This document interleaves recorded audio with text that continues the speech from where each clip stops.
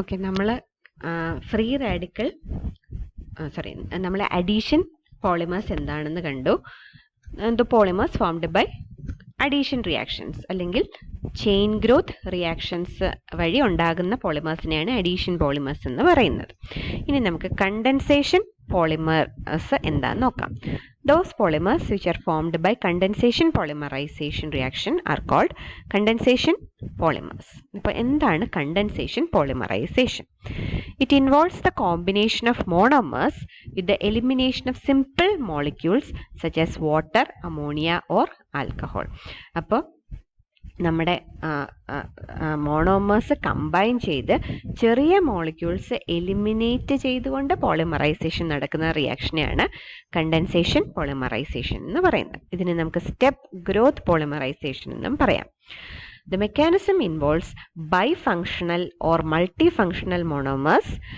They react first to form dimers, then trimers, long oligomers and finally long chain polymers. അപ്പോൾ ഇതിൻ്റെ മെക്കാനിസത്തിൽ എന്താ സംഭവിക്കുന്നത്? നമ്മുടെ മോണോമേഴ്സിൽ ബൈഫങ്ഷണൽ ഓർ മൾട്ടി ഫങ്ഷണൽ ഗ്രൂപ്പ്സ് ഉണ്ടാകും. എന്ന് വെച്ചാൽ എന്താ, ഒരു മോണോമറിൽ ഇപ്പം നമ്മൾ കഴിഞ്ഞ അഡീഷൻ പോളിമറൈസേഷൻ്റെ കേസിൽ ആ മോണോമറിൽ ഒരു CL അല്ലെങ്കിൽ ഒരു CN അതും അല്ലെങ്കിൽ ഒരു അസറ്റേറ്റ് ഗ്രൂപ്പ് മാത്രമേ ഉണ്ടാവുള്ളൂ. അത് അങ്ങനെയുള്ളതിനെയാണ് മോണോ ഫങ്ഷണൽ ഗ്രൂപ്പ്സ് എന്ന് പറയുന്നത്. പക്ഷേ കണ്ടൻസേഷൻ പോളിമറൈസേഷൻ്റെ കേസിൽ മോണോമേഴ്സ് ബൈ ഫങ്ഷണൽ ആയിരിക്കും. എന്ന് വെച്ചാൽ ഒരു മോണോമറിൽ ഒരു ഫങ്ഷണൽ ഗ്രൂപ്പും വേറൊരു മോണോമറിൽ വേറൊരു ഫങ്ഷണൽ ഗ്രൂപ്പും ആയിരിക്കും. അപ്പം ഒന്നിലധികം ഫങ്ഷണൽ ഗ്രൂപ്പുകളുള്ള മോണോമേഴ്സ് കമ്പൈൻ ചെയ്തുണ്ടാകുന്ന പോളിമേഴ്സാണ് കണ്ടൻസേഷൻ പോളിമേഴ്സ്. അപ്പം ആദ്യം അത് ഡൈമർ ഉണ്ടാകും, പിന്നെ അത് ട്രൈമർ ആകും, പിന്നീട് അത് വലിയ വലിയ ചെയിനുള്ള പോളിമേഴ്സ് ആയിട്ട് മാറും. എക്സാമ്പിൾസ് ആണ് പോളിയെസ്റ്റേഴ്സും പോളി അമൈഡ്സും. ഓക്കെ, അപ്പം നമുക്ക് അതിൽ നിന്ന് തന്നെ മനസ്സിലാവുമല്ലോ. എസ്റ്റർ എന്ന് പറഞ്ഞാൽ എന്താണ്? Ester is formed when an alcohol reacts with an acid അല്ലേ. ഒരു ആൽക്കഹോളും ഒരു കാർബോക്സിലിക് ആസിഡും റിയാക്ട് ചെയ്തുണ്ടാകുന്ന കോമ്പൗണ്ടിനെയാണ് എസ്റ്റർ എന്ന് പറയുന്നത്. അപ്പോൾ പോളിയെസ്റ്റർ എന്ന് പറഞ്ഞാൽ എന്തായിരിക്കും? ഒരു വലിയ ചെയിൻ ഓഫ് എസ്റ്ററിനെ ആയിരിക്കും പോളിയെസ്റ്റേഴ്സ് എന്ന് പറയുന്നത്. അപ്പോൾ അമൈഡ് എന്ന് പറഞ്ഞാൽ എന്താണ്? അമൈഡ് എങ്ങനെയാണ്? CONH2 അല്ലേ, ഒരു ആസിഡും ഒരു അമീനും കൂടി റിയാക്ട് ചെയ്തുണ്ടാകുന്ന കോമ്പൗണ്ടുകളെയാണ് അമൈഡ്സ് എന്ന് പറയുന്നത്. അപ്പോൾ പോളി അമൈഡ് എന്ന് പറഞ്ഞാൽ അതൊരു long chain polymer of amide ആയിരിക്കും. അപ്പം ഇങ്ങനെയുള്ള കോമ്പൗണ്ടുകളെയാണ് നമുക്ക് ഇനി കാണേണ്ടത്. ഓക്കെ, അപ്പോൾ നമുക്ക് പോളിയെസ്റ്റർ എങ്ങനെയാണ് ഫോം ചെയ്യുന്നതെന്ന് നോക്കാം. ഓക്കെ, അപ്പോൾ ഒരു എക്സാമ്പിളാണ് പോളിയെസ്റ്ററിൻ്റെ ഒരു എക്സാമ്പിളാണ് ടെറിലിൻ. ടെറിലീന് വേറെ പേര് ഡാക്രോൺ എന്നും പറയാം. അപ്പോൾ this Terylene or Dacron is produced by the condensation reaction between ethylene glycol and dimethyl terephthalate.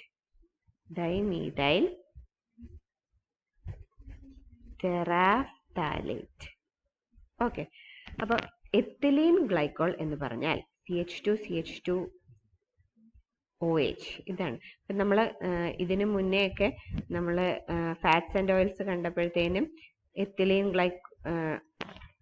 ഗ്ലിസറോളൊക്കെ കണ്ടതായിരുന്നല്ലോ. അപ്പം ഗ്ലിസറോളിൻ്റെ ആ സമയത്ത് ഞാൻ പറഞ്ഞായിരുന്നു നിങ്ങളോട്, ഇതാണ് ഗ്ലൈക്കോൾ.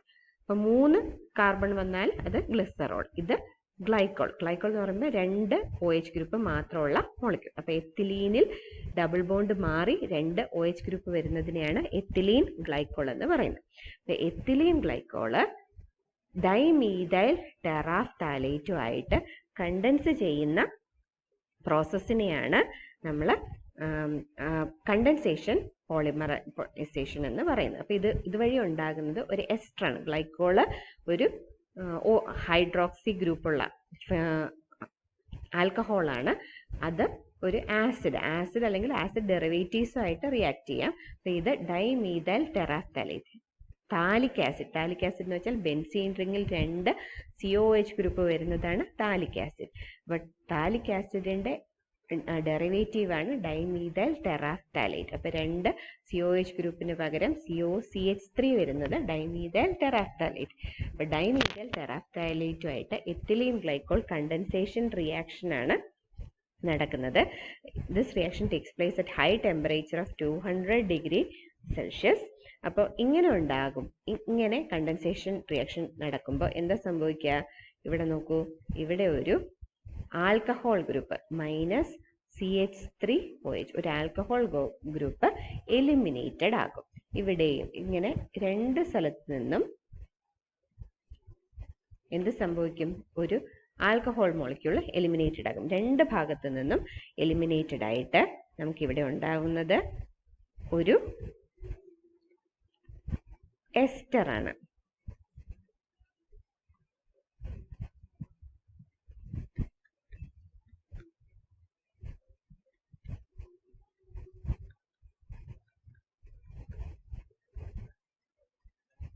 ഒരു എസ്റ്റർ ഫോം ചെയ്യും. ഓക്കെ, അപ്പോൾ ദിസ് ഇസ് ഡൈഎത്തിലീൻ ഗ്ലൈക്കോൾ ടെറാഫ്താലേറ്റ്. അപ്പോൾ നമുക്ക് 3 മോണോമേഴ്സ് ഉണ്ടായിരുന്നു. അപ്പോൾ ഇത് ബൈഫങ്ഷണൽ ആണ്. ഗ്ലൈക്കോളിൽ ഹൈഡ്രോക്സി ഫങ്ഷണൽ ഗ്രൂപ്പ് ഉള്ളതും terephthalate dimethyl terephthalate ester functional group, ആസിഡിന്റെ ഡെറിവേറ്റീവായ എസ്റ്റർ ഫങ്ഷണൽ ഗ്രൂപ്പും ഉള്ളതാണ്. അപ്പോൾ അത് രണ്ടും കൂടി കണ്ടൻസ് ചെയ്ത് നമുക്ക് പുതിയൊരു മോണോമർ ഉണ്ടാവുകയാണ്, ഡൈഎത്തിലീൻ ഗ്ലൈക്കോൾ ടെറാഫ്താലേറ്റ്. ഇനി ഇത് വീണ്ടും നമ്മൾ ഹീറ്റ് ചെയ്യാണ് ഇൻ പ്രസൻസ് ഓഫ് വീണ്ടും ഒരു പുതിയ മോണോമറുമായിട്ട് റിയാക്ട് ചെയ്താൽ എന്താ സംഭവിക്കുന്നത്? നമുക്ക് കുറച്ചും കൂടി വലിയ ഒരു പോളിമർ ഫോം ചെയ്യും.